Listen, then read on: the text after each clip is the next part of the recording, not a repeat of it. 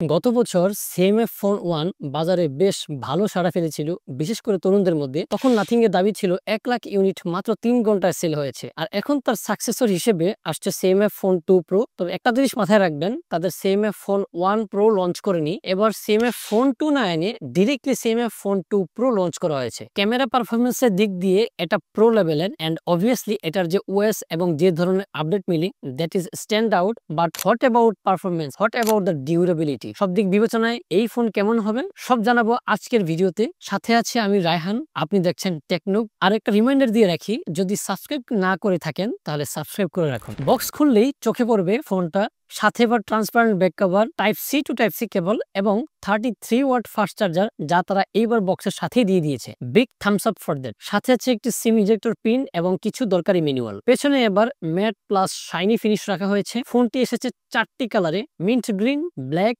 Dual tone white আর dual tone orange colour, যা দেখতে একেবারে ইউনিক। সাইজে আরো ওজনও কমেছে, এখন মাত্র 7.88 মিলিমিটার পাতলা আর ওজন প্রায় 185 গ্রাম। সিএমএফ ফোন 1A ফোনের ব্যাক প্যানেল খুলে পরিবর্তন করা যেত, কিন্তু এই মডেল থেকে সেই ফিচারটি সরিয়ে নেওয়া হয়েছে। এখন কাস্টমাইজেশনের জন্য একটি ইউনিভার্সাল কেস ব্যবহার করা লাগবে, যার ফলে এর ওয়েট এবং থিকনেস দুটোই বেড়ে যায়, which make no sense at all. Universal কেসের কথা বাদ দিলে এর ফ্ল্যাট ডিসপ্লে, সিমেট্রিক বেজেল আর হালকা ডিজাইন সব মিলিয়ে প্রিমিয়াম একটা ফিল দেয়। ফোনের নিচের দিকে mono speaker grille, type C port, microphone এবং সিম কার্ড স্লট রয়েছে। বাম দিকে রয়েছে ভলিউম রকার, উপরে নয়েজ ক্যান্সেলিং মাইক্রোফোন আর ডান দিকে আছে পাওয়ার বাটন এবং একটি এজেন্সিয়াল কি। এই এজেন্সিয়াল কি দিয়ে আপনি স্ক্রিনশট নিতে পারবেন, নোট যোগ করতে পারবেন, অডিও রেকর্ড করতে পারবেন এবং এখন এটি ক্যামেরা শাটার বাটন হিসেবেও ব্যবহার করা যায়। ভবিষ্যতে সফটওয়্যার আপডেটের মাধ্যমে এই এজেন্সিয়াল কিতে আরো নতুন নতুন ফিচার চাইলে যুক্ত করা যাবে। এবার ফোনে 6.77 ইঞ্চির একটি অ্যামোলেড ডিসপ্লে ব্যবহার করা হয়েছে, যেটি 120 হার্টজ রিফ্রেশ রেট সাপোর্ট করে।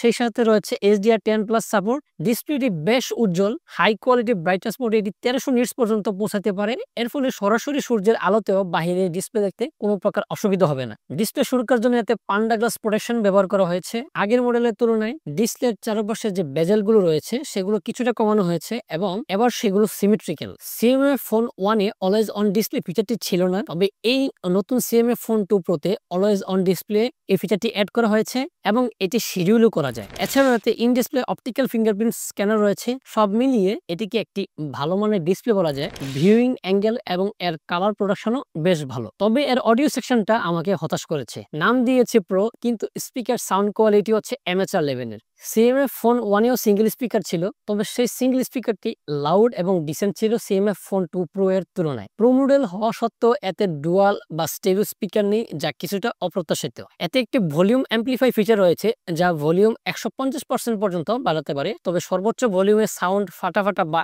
ক্র্যাকলিং এর মতো শোনাতে পারে। পারফরমেন্স সেকশনে এতে রয়েছে মিডিয়াটেক ডাইমেনসিটি 7300 প্রো প্রসেসর। এই ফোনটি 8GB LPDDR4X র্যাম এবং UFS 2.2 স্টোরেজ সহ আসে। বিশেষ করে বেস ভেরিয়েন্ট 8GB র্যাম থাকার একটি ভালো দিক, তবে এখানে UFS 2.2 এর পরিবর্তে UFS 3.1 চাইলেই দিতে পারত। এটি সিএমএফ ফোন 1 এর প্রসেসরের মতোই, তবে সামান্য ওভারক্লক করা। Antutu এবং Geekbench টেস্টে স্কোর প্রায় সিমিলারই আসে। ফোনটি বেশ স্মুথ, কোনো ল্যাগ বা স্টার্টার ছাড়াই ব্যবহার করা যাবে। সাধারণ ব্যবহারকারীদের জন্য পারফরমেন্স ঠিকঠাক বলা যায়। গেমিং এর ক্ষেত্রে মোটামুটি ফোনটি ভালো পারফর্ম করে, বিশেষ করে পাবজি এর মতো গেমে 120 FPS এর সাপোর্ট দেওয়া হয়েছে, হুইচ ইজ গুড। কড মোবাইলে 90 FPS পাওয়া যায়। হেভি গেম যেমন জেনশিং ইম্প্যাক্টে প্রায় 40 to 45 FPS এ খেলা যায়। সফটওয়্যারের দিক থেকে এতে রয়েছে nothing OS 3.2, which is based on Android 15। সফটওয়্যারটি বেশ ক্লিন, সিম্পল এবং ব্লোটওয়্যার ফ্রি। নাথিং ফোনের আরেকটি দারুণ দিক হলো এর উইজেটস গুলো ইউজফুল এবং ফাংশনাল। কল রেকর্ডিং এর জন্য একটি ডেডিকেটেড উইজেট আছে। আপডেটের দিক থেকে এটি বেশ এগিয়ে, কারণ এতে 3 বছরের মেজর ওএস আপডেট এবং 6 বছরের সিকিউরিটি আপডেট পাওয়া যায়, যা এই সেগমেন্টে খুবই ভালো। সিএমএফ ফোন 1-এ ছিল মাত্র একটি ক্যামেরা ও একটি ডেপথ সেন্সর। সেখান থেকে এই ট্রিপল ক্যামেরা আপডেটটি হিউজ বলা যায়। বিশেষ করে এই দামে 2x টেলিফোটো লেন্স পাওয়া সত্যি প্রশংসনীয়। এই ট্রিপল ক্যামেরার সেটআপ কনফিগারেশন দেখতে নাথিং 3A এর মতো সেম মনে হলেও এতে কিন্তু পার্থক্য রয়েছে। 50 মেগাপিক্সেল মেইন ক্যামেরা দুই ফোনেই ব্যবহার করা হয়েছে স্যামসাং এর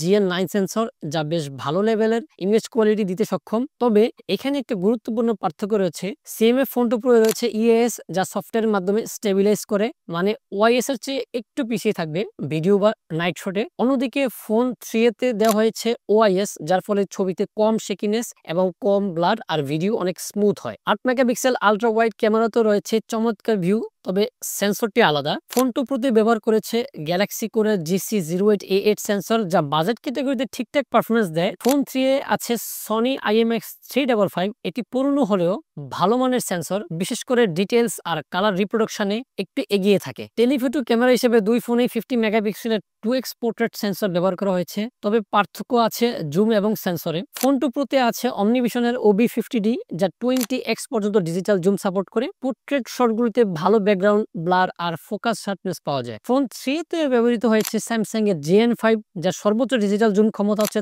30x পর্যন্ত, অর্থাৎ দূরের অবজেক্ট তুলতে বেশি ফ্লেক্সিবিলিটি দিচ্ছে এই ফোনটি। আর সেলফি তোলার জন্য সামনে রয়েছে 16 মেগাপিক্সেলের একটি ক্যামেরা। এর ক্যামেরা পারফরমেন্স সেকশনে বলা যায় ছবির মান ভালো, কালার ডিসেন্ট, তবে নাথিং ফোন 3 এর তুলনায় এর কালার কিছুটা ডাল মনে হতে পারে। আবার 2x পোর্ট্রেট শটে CMF ফোন 2 Pro ভালো স্ক্রিন টোন ও ডিটেলস দেয়, যদিও মেইন 1x এবং টেলিফটো 2x লেন্সের কালারে কিছু ভিন্নতা লক্ষ্য করা যায়। 8 মেগাপিক্সেল আলট্রা ওয়াইড ক্যামেরা দিনের আলোয় ঠিকঠাক ছবি দেয়, তবে কম আলোয় কিছুটা স্ট্রাগল করে। 16 মেগাপিক্সেল ফ্রন্ট ক্যামেরা ভালো পারফর্ম করে, তবে দাড়ি বা ফেসিয়াল হেয়ারের ডিটেলস খুব ভালো একটা আসে না। এদিক থেকে নাথিং ফোন 3 এর কিছুটা এগিয়ে। এর রিয়ার ক্যামেরায় 4K 30fps এবং 1080p 60fps পর্যন্ত ভিডিও রেকর্ড করতে পারবেন। ফ্রন্ট ক্যামেরা দিয়ে আপনি সর্বোচ্চ 1080p 30fps পর্যন্ত রেকর্ড করতে পারবেন। 4K নেই ফ্রন্ট ক্যামেরাতে। 1080p রেকর্ডিং এর মেইন আলট্রা ওয়াইড ও টেলিফটো লেন্সের মধ্যে সুইচ করা যায়, কিন্তু 4K তে কিন্তু আপনি এই সুইচ করতে পারবেন না। তবে স্টেবিলাইজেশন কিছুটা দুর্বল, কারণ এতে OIS নেই। ক্যামেরা ইন্টারফেসও ইউজার ফ্রেন্ডলি। মাঝে মাঝে লেন্স সুইচ করার সময় সামান্য জিটার বা ল্যাগ দেখা যায়, যেটা ভবিষ্যতে সফটওয়্যার আপডেটে ঠিক হয়ে যাবে। Night mode, portrait shot, slow motion, time lapse, panorama, expert mode সবই এই ফিচার রয়েছে এই ফোনে। ব্যাটারি হিসেবে এতে দেওয়া আছে 5000 mAh এর ব্যাটারি। ফুল চার্জে এটি একদিন পার করবে যদি আপনি নর্মাল ইউজার হন, আর যদি আপনি হেভি ইউজার হয়ে থাকেন সেক্ষেত্রে 5 থেকে 6 ঘন্টার ডেইলি ব্যাকআপ পাবেন। এছাড়া কানেক্টিভিটিতে 5G সাপোর্টে এটি 16টি ব্যান্ড সাপোর্ট করে, হুইচ ইজ গুড।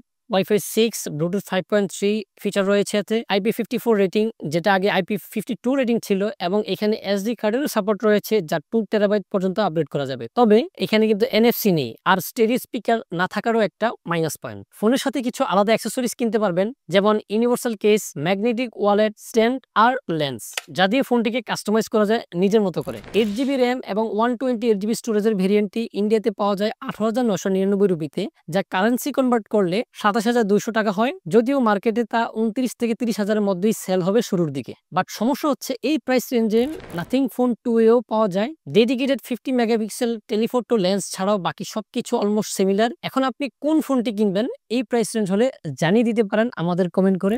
ভিডিওটি ভালো লাগলে লাইক দিন আর সাবস্ক্রাইব করে আমাদের সাথেই থাকুন।